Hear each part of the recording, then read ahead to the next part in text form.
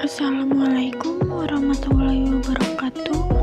Nama saya Ratna Sari Dewi dari Prodi Manajemen Reguler Pagi dengan NIM 28921500071.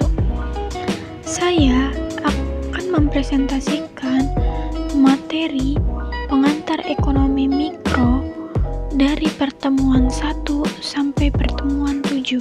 Konsep dasar ilmu ekonomi, pengertian dan perkembangan secara singkat ilmu ekonomi. Ilmu ekonomi merupakan salah satu bidang dari ilmu pengetahuan yang memiliki cakupan sangat luas sekali. Pada dasarnya, setiap ekonom dalam mengartikan ilmu ekonomi itu sama di antara satu ekonom dengan lainnya. Ada 3 hal pokok yang terdapat dalam pengertian ilmu ekonomi, yaitu kelangkaan atau scarcity, kemakmuran atau prosperity, dan kepuasan atau satisfaction.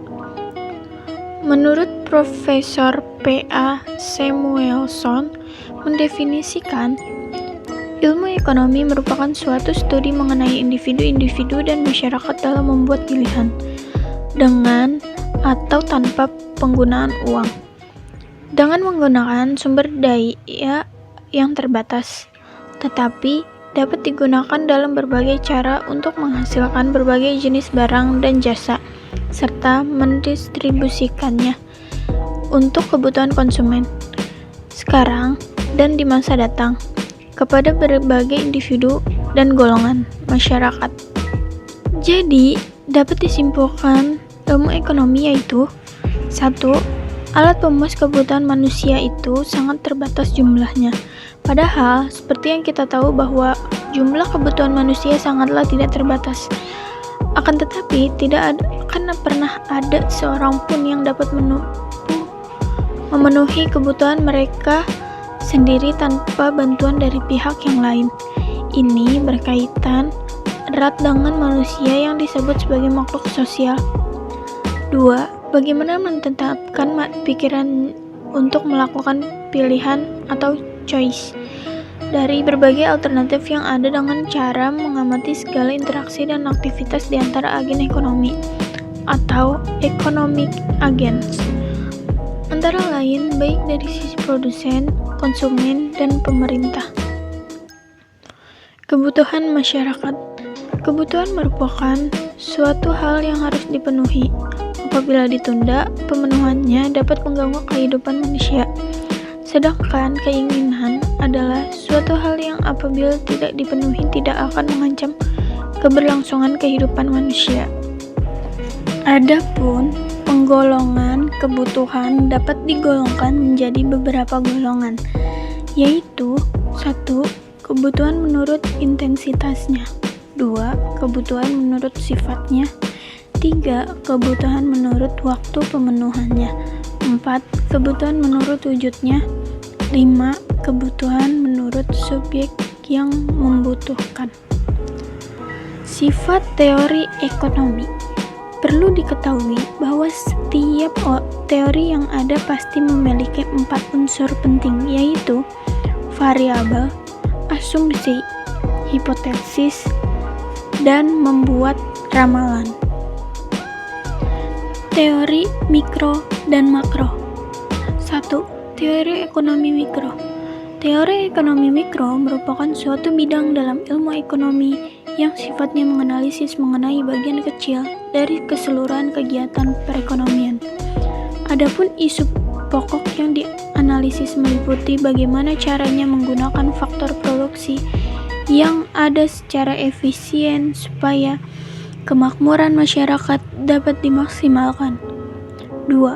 Teori ekonomi makro merupakan salah satu bidang dalam ilmu ekonomi yang menganalisis kegiatan perekonomian secara menyeluruh.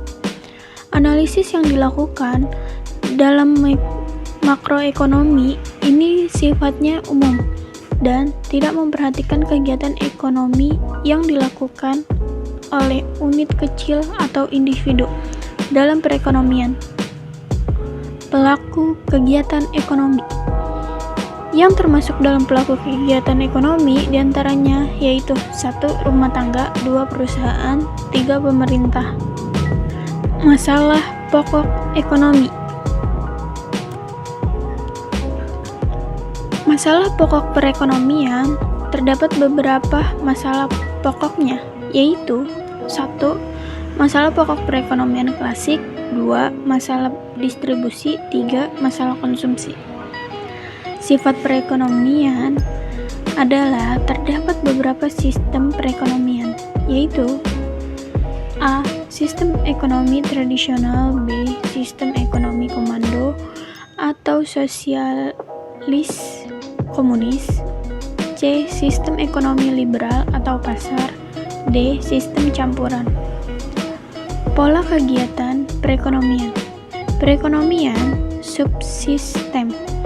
Dalam perekonomian subsisten, perdagangan dilakukan secara barter, yaitu perdagangan dengan cara menukar barang dengan barang. Perekonomian uang. Dalam perekonomian uang, alat yang digunakan dalam tukar-menukar perdagangan ialah uang. Konsep permintaan dan konsep penawaran. Konsep permintaan adalah suatu barang atau jasa yang dibeli untuk memenuhi kebutuhan pada berbagai tingkat harga dan waktu tertentu. Jenis-jenis permintaan berdasarkan daya beli konsumen adalah 1. Permintaan efektif, 2. Permintaan potensial, 3. Permintaan absolut. Jenis-jenis permintaan berdasarkan jumlahnya adalah 1. Permintaan individu, 2. Permintaan pasar. Hukum permintaan adalah ketika harga barang atau jasa mengalami kenaikan, maka permintaan akan menurun, dan sebaliknya. Jika harga barang atau jasa mengalami penurunan, maka permintaan akan mengalami kenaikan. Faktor yang mempengaruhi adalah 1. Harga barang, 2. Teknologi produksi, 3. Munculnya produsen baru, 4. Jumlah penduduk, 5. Selera. Kurva permintaan. Kurva permintaan merupakan grafik yang menggambarkan hubungan antara harga dengan jumlah komoditas yang ingin dan dapat dibeli konsumen. Contoh kurva permintaan di bawah ini. Pada saat harga bakso 20.000, jumlah bakso yang diminta adalah sebesar 120 mangkok. Itu pada titik A pada kurva permintaan. Ketika harganya turun menjadi 18.000, mengakibatkan bertambahnya jumlah bakso yang diminta dari 120 mangkok menjadi 140 mangkok. Itu ada di titik A, bergerak ke kanan, yaitu ke titik B, dan seterusnya. Jadi kesimpulannya, yang membuat kurva permintaan bergerak hanyalah harga barang itu sendiri. Sementara itu, jika yang berubah adalah faktor lain, contohnya pendapatan, maka akan terjadi pergeseran kurva permintaan atau shifting. Bila pendapat meningkat, kurva permintaan bergeser sejajar ke kanan. Jika pendapat menurun, kurva permintaan bergeser sejajar ke kiri. Contohnya seperti gambar berikut. Konsep penawaran. Sejumlah barang atau jasa yang tersedia di pasar untuk kemudian dijual pada berbagai tingkat harga atau waktu tertentu. Jenis penawaran yaitu penawaran marginal, penawaran submarginal, penawaran supermarginal. Hukum penawaran adalah jika harga barang tinggi, tentu jumlah barang yang akan dijual lebih banyak. Sebaliknya, jika harga barang lebih rendah, maka jumlah barang yang akan dijual atau ditawarkan akan semakin langka. Kurva penawaran. Kurva penawaran adalah suatu kurva yang menunjukkan hubungan di antara harga suatu barang tertentu dengan jumlah barang tersebut yang ditawarkan. Dalam menganalisis kurva penawaran, perlu dibedakan di antara dua pengertian, yaitu penawaran dan jumlah barang yang ditawarkan. Contoh kurva penawaran sebagai berikut. Pada saat harga bakso 16.000, jumlah bakso yang ditawarkan adalah 160 mangkok. Pada titik C, ketika harga naik menjadi 18.000 mengakibatkan bertambahnya jumlah bakso yang ditawarkan dari 160 mangkok menjadi 180 mangkok. Titik C, pada permintaan kurva bergerak ke kanan ke titik B, dan seterusnya. Sementara itu, jika yang berubah adalah faktor lain, sebagai contoh teknologi, maka akan terjadi pergeseran kurva permintaan atau shifting. Bila teknologi meningkat, ditemukan teknologi baru yang semakin canggih yang kemudian produksi lebih banyak dan efisien. Kurva penawaran bergeser sejajar ke kanan. Jika teknologi menurun, kurva penawaran bergeser sejajar ke kiri. Contohnya, seperti pada gambar keseimbangan pasar. Pengertian keseimbangan pasar. Keseimbangan pasar adalah terbentuknya suatu harga keseimbangan. Harga keseimbangan itu adalah harga di mana konsumen atau produsen sama-sama tidak ingin menambah atau mengurangi barang atau jasa yang dijual atau dikonsumsi. Rumus keseimbangan pasar adalah jumlah keseimbangan pasar dapat dihitung dengan rumus berikut ini. 1. QD sama dengan QS sama dengan QE. PD sama dengan PS sama dengan PE.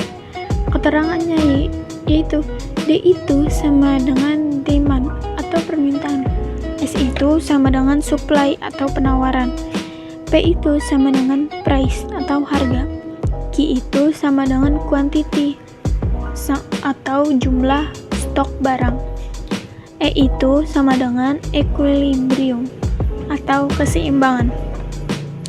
Proses keseimbangan pasar adalah 1. Penjual menyediakan barang sesuai dengan permintaan konsumen. 2. Pengendalian harga di pasar. 3. Keseimbangan permintaan dan tingkat ketersediaan. 4. Adanya kesamaan jumlah antara stok produsen dan permintaan konsumen. Fungsi permintaan. Fungsi permintaan pasar ialah munculnya hubungan antara jumlah barang dan harga yang kerap bertanding terbalik. Fungsi penawaran adalah fungsi penawaran lebih berfokus pada korelasi persamaan di antara harga dan jumlah barang yang ditawarkan pihak produsen. Jenis-jenis keseimbangan pasar yaitu 1. Keseimbangan jangka pendek. 2. Keseimbangan jangka panjang. Elastisitas permintaan. Pengertian elastisitas permintaan. Elastisitas permintaan atau disebut juga dengan price elasticity of demand adalah sebuah perhitungan terhadap pengaruh jumlah permintaan akibat pengaruh terhadap permintaan karena perubahan suatu barang atau harga di perbandingan perubahan jumlah kesediaan suatu barang yang diminta oleh konsumen sebagai akibat dari persentase perubahan barang yang ada di pasar. Hukum permintaan adalah di mana jika suatu harga barang menjadi naik, maka kualitas suatu barang akan menjadi turun. Dan apabila harga suatu barang turun, maka kualitas barang tersebut akan naik. Rumus elastisitas permintaan. ED sama dengan delta Q per delta P dikali P per Q, atau ED sama dengan persen delta Q per persen delta P. Keterangannya yaitu delta Q adalah jumlah perubahan terhadap permintaan, delta P adalah perubahan suatu harga barang, P adalah harga awal, Q adalah jumlah permintaan awal, ED adalah plastisitas permintaan. Apabila koefisien kemiringan kurva permintaan itu adalah delta Q per delta P atau cara hitung diferensialnya, maka koefisien elastisitas permintaan adalah E sama dengan persen delta Q per persen delta P. Macam-macam elastisitas permintaan. 1. Permintaan elastis. Permintaan elastis terjadi apabila ada perubahan permintaan lebih besar dari perubahan harga. Memiliki arti bahwa perubahan harga diikuti jumlah permintaan dalam jumlah yang lebih besar. 2. Permintaan inelastis. Permintaan inelastis terjadi apabila perubahan harga kurang begitu berpengaruh terhadap perubahan permintaan. 3. Permintaan elastis unitary. Permintaan elastis unitary terjadi apabila perubahan permintaan sebanding dengan perubahan harga. 4. Permintaan elastis sempurna. Permintaan elastis sempurna terjadi apabila perubahan harga tidak berpengaruh terhadap jumlah permintaan. 5. Elastisitas permintaan sempurna. Permintaan elastisitas sempurna terjadi apabila perubahan permintaan tidak memberikan dampak sama sekali terhadap perubahan harga. Kurva elastisitas permintaan. Elastisitas permintaan dikatakan menjadi besar apabila banyaknya kualitas barang substitusi yang baik, tingginya suatu harga yang relatif, banyaknya konsumen yang menggunakan barang lain. Elastisitas permintaan dikatakan menjadi kecil apabila suatu barang dikombinasikan dengan barang lain, banyaknya suatu barang yang sama dengan harga yang relatif rendah, suatu barang substitusi yang tidak baik tetapi barang tersebut sangat dibutuhkan. Faktor penentu elastisitas permintaan. Besar kecilnya suatu elastisitas permintaan ditentukan oleh faktor tersebut, yaitu 1. Ketersediaan akan barang dan jasa. Jika barang atau jasa tersedia dalam jumlah tertentu, maka permintaan akan kebutuhan konsumen mempengaruhi jumlah barang dan jasa. 2. Besarnya pendapatan yang dimiliki. Hal ini berpengaruh terhadap besar kecilnya pendapatan konsumen. Jika pendapatan tersebut tinggi, maka akan mempengaruhi kebutuhan terhadap barang dan jasa. 3. Tingginya minat konsumen. 4. Permintaan terhadap suatu kebutuhan khusus. 5. Jangka waktu akan dibutuhkan suatu barang dan jasa. 6. Kebutuhan akan barang yang berkualitas tinggi. Elastisitas penawaran. Pengertian elastisitas penawaran adalah elastisitas merupakan suatu ukuran sejauh mana pembeli dan penjual bereaksi terhadap perubahan kondisi yang ada. Kondisi yang dimaksud hal baik dengan perubahan harga. Dengan kata lain, elastisitas merupakan derajat dekat permintaan dan penawaran terhadap perubahan harga. Perubahan harga juga menimbulkan akibat yang berbeda terhadap jumlah penawaran dan jumlah barang. Elastisitas penawaran adalah tingkat perubahan penawaran atas barang dan jasa yang akibatnya karena adanya perubahan harga barang dan jasa tersebut. Jadi, kesimpulannya, elastisitas penawaran itu adalah ukuran dekat jumlah penawaran suatu barang dengan harga barang itu sendiri. Elastisitas penawaran mengukur proporsi perubahan jumlah penawaran yang terjadi akibat proporsi perubahan harga. Jenis-jenis elastisitas penawaran. 1. Penawaran elastisitas sempurna. 2. Penawaran elastis. 3. Penawaran dengan elastisitas kesatuan. 4. Penawaran tidak elastis atau inelastis. 5. Penawaran tidak elastis sempurna. Cara pengukuran elastisitas penawaran yaitu ES sama dengan presentasi perubahan harga barang yang ditawarkan. Presentasi perubahan harga yaitu rumus koefisien elastisitas penawaran adalah ES sama dengan QS per QS sama dengan QS dikali P. P per P sama dengan P dan QS. Faktor yang mempengaruhi elastisitas penawaran. Ada dua faktor yang dapat dianggap sebagai faktor yang terpenting dalam hal ini, yaitu sifat dari perubahan biaya produksi dan jangka waktu di mana penawaran tersebut dianalisis. Secara koefisien, elastisitas ada dua cara, yaitu elastisitas titik dan elastisitas busur. Faktor lain yaitu A. Kemampuan penjual atau produsen mengubah jumlah produksi. Ini hal baik dengan biaya dan kapasitas produksi. B. Stok persediaan. Semakin besar persediaan, maka semakin elastis persediaan. C. Kemudahan substitusi faktor produksi atau masukan. Sekian presentasi saya. Kurang lebihnya mohon maaf. Wabillahi taufik wal hidayah. Wassalamualaikum warahmatullahi wabarakatuh.